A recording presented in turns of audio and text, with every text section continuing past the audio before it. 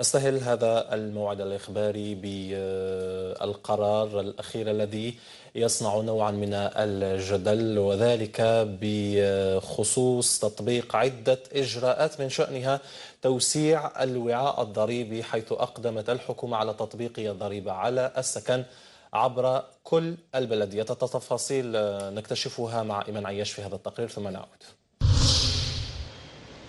مع تواصل تهاوي أسعار النفط في الأسواق العالمية، شرعت الحكومة مؤخرا في عدة إجراءات في قانون المالية التكميلي تتمثل في توسيع الوعاء الضريبي، حيث شرعت شركة سونالغاز في تطبيق الضريبة على السكن عبر كل بلديات الجمهورية في إطار تعزيز استقلاليتها المالية وقدراتها على التدخل في مجال إعادة تأهيل الحظيرة العقارية. ظاهرة موجودة في جميع دول العالم، وخاصة الدول المتقدمة أو الدول الصاعدة، ولكن نشوفوا احنا كاين في بعض البلدان كاين ناس اللي عندهم فيلات ضخمة أو اللي عندهم الضريبة تكون كبيرة لدرجة أنهم سواء يكروها ولا يبيعوها. فرض الضريبة على السكن أمر معمول به في جل دول العالم، لكن حسب خبراء يشترط أن تكون عادلة.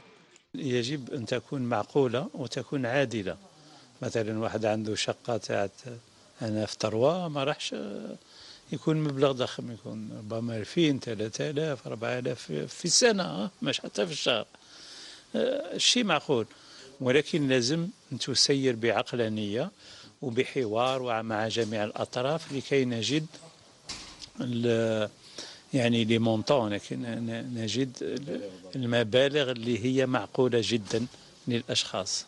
ورغم تطمينات الحكومة، فإن الوضع الاقتصادي للجزائر حسب الخبراء في حالة حرجة تتطلب من السلطات الوصية اتخاذ إجراءات وحلول طويلة الأجل.